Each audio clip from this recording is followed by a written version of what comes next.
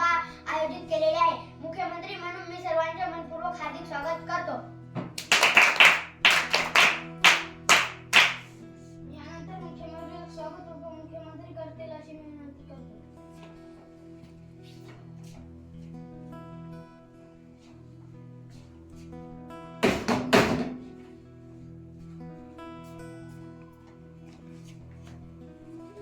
तर आज आपण या ठिकाणी शालेय मंत्रिमंडळ सभेसाठी एकत्र जमलो आहोत। सर्वांनी आपापले ठराव सभेसमोर मांडा अशी मी सर्वांना विनंती करतो।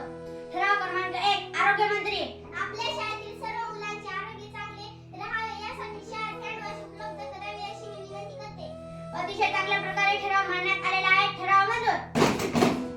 ठराव क्रमांक 2, स्वच्छता मंत्री आपल्या शाळा परिसराची स्वच्छता करण्यासाठी शालेय वेळापत्रकात अर्ध्या तासाचे नियोजन करावे अशी मी विनंती करतो। अतिशय चांगल्या प्रकारे ठराव मांडण्यात आलेला आहे। ठराव मंजूर। ठराव क्रमांक 3, अभ्यास मंत्री आपल्या शाळेतील गुणवत्ता वाढीसाठी आणि वेगवेगळे उपक्रम राबवण्यासाठी विद्यार्थ्यांचे पाठबळ करावे अशी विनंती करतो। विद्यार्थ्यांची गुणवत्ता वाढीसाठी अतिशय चांगल्या प्रकारे ठराव मांडण्यात आलेला आहे। ठराव मंजूर। ठराव क्रमांक 4, बाग मंत्री आपल्या शाळेतील परसबागेला पाणी देण्यासाठी व परसबागेची काळजी घेण्यासाठी मुलांची गट कराव्यात अशी मी विनंती करते। शालेय परसबागेसंदर्भात अतिशय चांगल्या प्रकारे ठराव मांडण्यात आलेला आहे। ठराव मंजूर।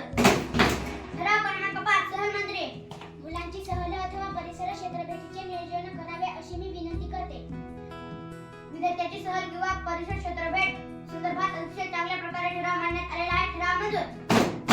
ठराव क्रमांक 6, शिस्त मंत्री सर्व शाळेतील मुलांनी शाळेत येताना गणवेशात यावे अशी मी विनंती करते। अतिशय चांगल्या प्रकारे ठराव मांडण्यात आलेला आहे। ठराव मंजूर। ठराव क्रमांक 7, उपमुख्यमंत्री सर्व शालेय मंत्रिमंडळाने आपापले कामे वेळेत पूर्ण करावे व तसे अहवाल माननीय मुख्यमंत्री साहेबांकडे पाठवावे। अतिशय चांगल्या प्रकारे ठराव मांडण्यात आलेला आहे। ठराव मंजूर। आपण सर्वांनी हे प्रस्ताव मंत्रिमंडळासमोर ठेवले आहे। हे सर्व प्रस्ताव शाळा व्यवस्थापन समितीच्या सभेत मांडण्यात येतील व काही प्रस्तावांना याच ठिकाणी मंजुरी देण्यात येत आहे। तुम्हा सर्वांना पुढील कार्यासाठी शुभेच्छा।